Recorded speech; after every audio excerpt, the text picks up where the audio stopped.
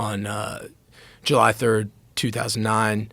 I lived in Venice Beach, and every July 4th we had like a really big July 4th party, and I was walking my dogs in Venice Beach, and I stopped because I saw there's like a big house party. It was this thing called First Fridays in Venice where people could drink on the street, and I saw this older couple, and they were playing the didgeridoo. You know the didgeridoo is? Okay, so they were playing that's pretty good, bro. And yeah, so they were playing the didgeridoo, and they were probably like a couple in their 60s. And I saw this one guy outside the party who was kind of like a ringleader. He was dancing around, drinking 40s. You know, they're kind of like wannabe tough guys. And the guy went over to the woman who was playing the didgeridoo, and he lifted it up and he like put it on his crotch, so it looked like this old woman was like blowing his crotch. And I remember just like looking at her husband, and he was just like broken. And like I saw this couple, like they had to pack their stuff up, and it was just like, and I don't know, Joe, there was like something about that. Like I was drawn to, like I was supposed to see it that day, and I like saw red. And like right at that point, that same guy, he called my dog over. My dogs are super well trained, and I walked them. They weren't on their leash. And I had this one dog named Boss, this great pit bull, and he's like, oh my gosh, look at that dog. We were probably 50 yards away, and he called the dog over, and Boss went over to him. And the guy's like petting my dog and kind of like roughing up my dog a little bit, just kind of like manhandle him because he's a big pit bull, whatever it was. And I called my dog back, and the guy held on to him and didn't let him come back to me.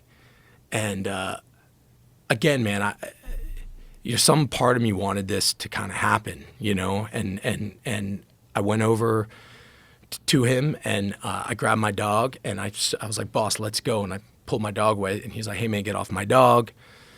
And one thing kind of led to another, but I started to walk away, and him and a couple of his friends started to follow me, and he pushed me in the back, and I turned around and I hit him with a right hand, and he got knocked out standing up, and he fell down, and he cracked his head on the pavement, and his friends all kind of jumped on me. I tried to put my back against a tree and do what I could, but they started to get the better of me.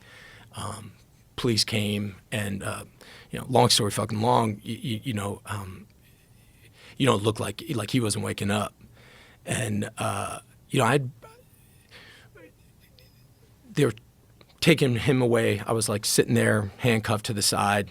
Some friends of mine came. I got them to get my dogs out of there, but I'm on the side where there's police everywhere. People are like from that party were pouring beers on my head, and I'm just kind of sitting there. And then they took me down to Pacific Division, and the guy still wasn't waking up. And I'd gotten in trouble in the past in Washington, and the police were just saying like, hey man, like if he doesn't wake up, that's kind of that. And I was handcuffed to this bench in the Pacific Division, and I remember just really having to take a piss, and nobody was letting me, and they were kind of giving me shit about what's going to happen if this guy doesn't wake up. And I remember sitting there on that bench that if this guy doesn't wake up and I'm going in that direction now, I knew, and it was as clear as any thought I've ever felt, that I was going to have to sort of get in touch. I was going to have to be the devil. If I was going that route, all this acting shit, all this friends and fun, it's over. I got to go be the worst and most vicious part of myself if I'm going through that door.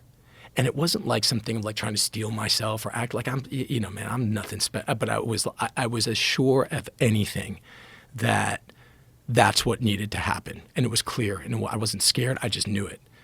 But then my next thought, I just looked up and I was like, but if you can just get me out of this, and I remember just saying it, if you can just get me out of this, I swear to you, like I am done.